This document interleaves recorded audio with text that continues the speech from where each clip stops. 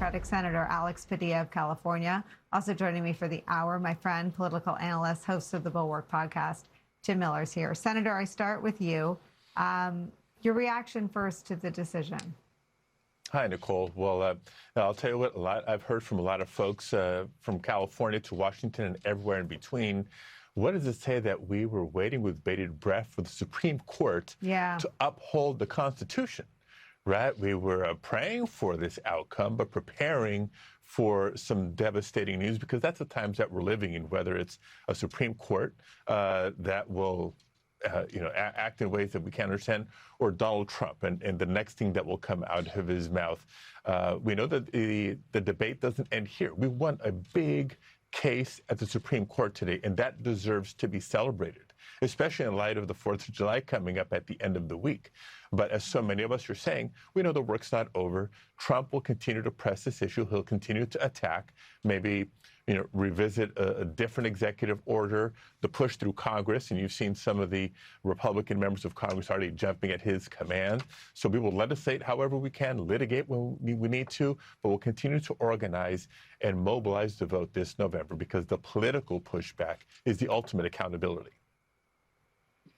Senator, I made the same point about the press coverage, that we've largely covered this case as the big one, but we've covered it as a jump ball. We'll see what they do, assuming nothing. What does it say about our country that on the press end, we've covered this as it could go either way? People have, as you said, been waiting with bated breath to see whether something written down in the Constitution would survive the second Trump term. Right. And so we can have the policy discussion and debate. I think history is very, very clear. We can, of course, have the political discussion and debate, because it will not end as long as Trump is in office.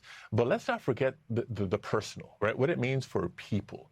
I've been sharing throughout the day of how this is personal for me, not just as a proud son of immigrants. My parents immigrated to the United States in the 1960s. I was born here, so I'm a citizen by birth, and I've been able to live the American dream, including but not limited to serving as a member of the United States Senate. But when my wife Angela and I are having conversations with our kids about issues, and they ask us, well, what if the Supreme Court, found differently? What does it mean, not just for my parents? What does that not just mean for my wife and I? What does that mean for our own children? Because if we lose our citizenship, as no doubt Donald Trump would like to see happen, what does that mean for our kids? Do we get to stay? Do we have to self-deport? And that just happened to be our family, but I assure you, millions of families across the country were having those same very difficult conversations and experiencing that same sort of anxiety and uncertainty. And so thank God the Supreme Court got it right this time. The case started making its way toward the court. I mean, he signed this executive order on the first day of his term. It feels like 11 years ago, but it was about 18 months ago. Immigration is actually more popular now than it was when he was elected a second time. You were manhandled, I think that's the most diplomatic way to put it, by Kristi Noem's security entourage. We had a lot of eyes on the ground in Minneapolis. But the excesses of ICE are ongoing, and I wonder what your thoughts are on the current immigration regime of the Trump White House. Yeah, and so look, I'll tell you this, Nicole, the cruelty continues. The cruelty is just less visible than it was a year ago or even 6 months ago. The detention and arrests of nonviolent criminals, right? Because for as much as talk there is about the worst of the worst and the dangerous violent criminals, the majority of people being detained, even deported without due process, are not that. But what hasn't been seen, not on cable news every night and not on social media feeds, is the conditions in detention facilities. So horrible. Lack of access to clean water, food that's rotten or has maggots in it, lack of medical attention, even for folks in critical conditions.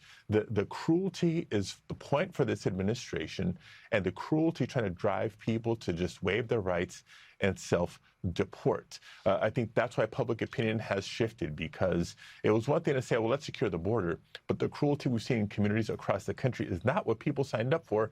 Not only is it unpopular, they know it's not good. It's not good policy, and it's not good for the economy.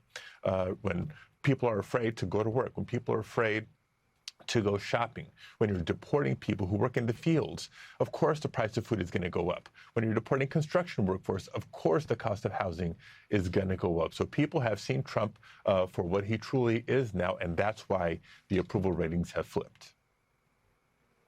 The approval rating for the court is also at an historic low. When you take the body of the language of the dissents from Justice Ketanji Brown Jackson to Justice Elena Kagan and Justice Sotomayor in the various decisions eliminating temporary protective status, Justice Ketanji Brown Jackson's concurrence today on birthright citizenship, her pointed sort of rebuttal to Thomas.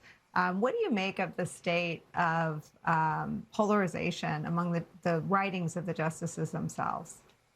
Yeah, again, the public confidence in the Supreme Court is not nearly what it should be, even on a case as clear as this birthright citizenship, right? The Constitution couldn't be clearer. You read my statement earlier. Anybody born in the United States is a citizen of the United States, period. All right, it couldn't be any more clear than that. And even then, with that language in the Constitution, it was not a unanimous decision by the Supreme Court.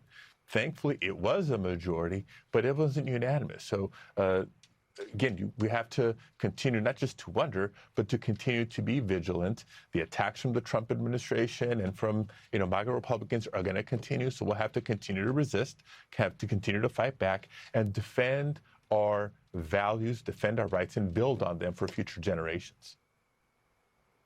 Senator Alex Padilla, thank you so much for starting us off on this news this hour. Thank you, Nicole.